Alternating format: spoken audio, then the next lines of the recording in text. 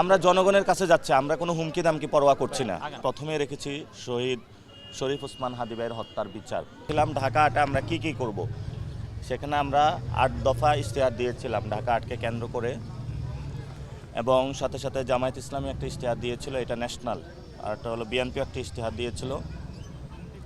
তো আমরা আমাদের জায়গা ঢাকা আটে কী করব ওই জায়গাটায় আমরা ফোকাস করতেছি, যাতে জনগণের কল্যাণটা আমরা সাধন করতে পারি। এবং আমরা এখানে স্বাস্থ্য চিকিৎসা এবং মাদক কীভাবে নির্মূল করব, এবং সাথে সাথে এখানে জনগণ যে ব্যবসায়ীরা যে নিরাপদ ব্যবসা করতে পারছেন না চাঁদাবাজি সন্ত্রাসী বিভিন্ন অ্যাক্টিভিটিসের কারণে। আর আমরা প্রথম দফা দাবি রেখেছি শহীদ ওসমান হাদী ভাইয়ের বিচার।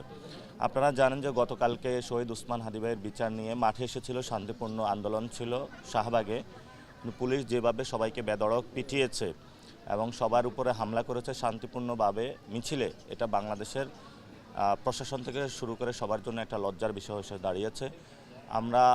আমি এটা তীব্র নিন্দা জ্ঞাপন করছি, এবং আমাদের অনেক ভাই অসুস্থ হসপিটালে রয়েছেন। গতকালকে আমি হসপিটালে গিয়েছিলাম ইমার্জেন্সিতে, সেখানে দেখেছি খুবই ভয়াবহ পরিস্থিতি ছিল। জাবের, জুমা সবাই আহত হয়েছে, মহিউদ্দিন রনিকে একজন প্রার্থী বেধড়কভাবে পিটানো হয়েছে। আমরা আশা করব যে এই ধরনের সংস্কৃতি যেটা জন্ম দিয়েছে রাজপথে, এই সংস্কৃতি থেকে সরকার সরে আসবে এবং নতুন বাংলাদেশ গঠনে আগ্রহী হবে। আমরা আমাদের যে ইশতেহার প্রকাশ করেছি সেখানে প্রথমে রেখেছি শহীদ শরীফ ওসমান হাদী ভাইয়ের হত্যার বিচার। তো বিচার প্রক্রিয়া তো একটা হলো নির্বাচন কমিশন, একটি স্বাধীন সংস্থা রয়েছে, তারা নির্বাচন আয়োজন করবে। আবার আমাদের হলো বিচারালয় রয়েছে, তারা হলো ওসমান হাদী ভাইয়ের বিচার করবে। তো একটার সাথে সাংঘর্ষিক না। আগে একভাবে দাঁড় করানো হয়েছিল সংস্কার আর নির্বাচন কি আলাদা জিনিস কিনা, এবারও সেম সেই সিচুয়েশনটা তৈরি করার চেষ্টা চালানো হচ্ছে।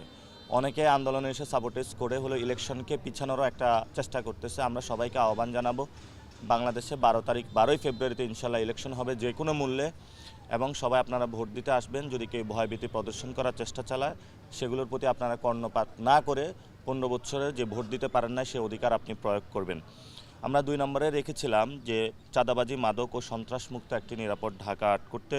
সেখানে আমরা বলেছি যে চাঁদাবাজ.com খুলে মাদক ব্যবসায়ীদের কিভাবে চক্রকে আমরা ধরবো সেগুলো আমরা স্পেসিফিক করেছি। আমরা বলেছিলাম যে সর্বজনীন একটি স্বাস্থ্যসেবা প্রয়োজন। এখানে অনেক মানুষ অসুস্থ রয়েছে, অনেকগুলো মেডিকেল কলেজ হসপিটাল রয়েছে, সুচিকিৎসা পাওয়া যায় না, যার কারণে মানুষ ইন্ডিয়াতে চলে যাচ্ছে। এগুলো যদি আমরা ইন্ডিপেন্ডেন্ট করতে পারি এবং মানুষের দরগড়ায় স্বাস্থ্যসেবা পৌঁছে দিতে পারি, তাহলে আমরা একটি সুস্থ জীবন লিড করতে পারবো। এবং এখানে জানেন যে আমাদের মানসিক স্বাস্থ্যের একটি বিকাশ প্রয়োজন, সাথে সাথে প্রাণী, জনস্বাস্থ্য এবং প্রাণী সেগুলোরও একটি বিষয় রয়েছে যে আমরা যাতে তাদেরকে নিরাপদ করতে পারি সেই জায়গাটা আমাদের ব্যবস্থা করতে হবে। আমরা বৈষম্যহীন, মানসম্মত এবং নিরাপদ একটি শিক্ষা ব্যবস্থা চেয়েছি, যেই শিক্ষা ব্যবস্থার মাধ্যমে আমরা একটি নতুন বাংলাদেশ গঠন করতে পারবো।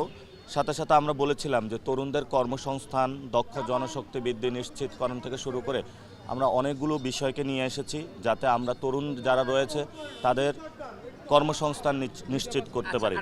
আমাদের নাগরিক বান্ধব এবং জনদুর্ভোগ কমিয়ে একটি নতুন বাংলাদেশ আমরা গঠন করতে চাচ্ছি। আগামী প্রজন্মের ঢাকা গড়তে চাচ্ছি, সাথে সাথে আমরা জনতার এমপি হবে সেই প্রতিশ্রুতি আমরা দিচ্ছি। এখানে কি কোনো পেশি শক্তির প্রয়োগ আছে কিনা? হ্যাঁ, পেশি শক্তির এখানে প্রয়োগ আছে। তো আমরা জনগণের কাছে যাচ্ছি, জনগণের যদি আমরা সমাধান করতে পারি, আশা করি যে পেশি শক্তিকে জনগণ ভয় পাবে না, নতুন বাংলাদেশ গঠন হবে। হুমকি দামকি দিচ্ছে, আমরা সেগুলোর পরোয়া করছি না, আমরা জনগণের কাছে যাচ্ছি। ঠিক আছে, আমরা জনগণের কাছে যাচ্ছি, আমরা কোনো হুমকি দামকি পরোয়া করছি না।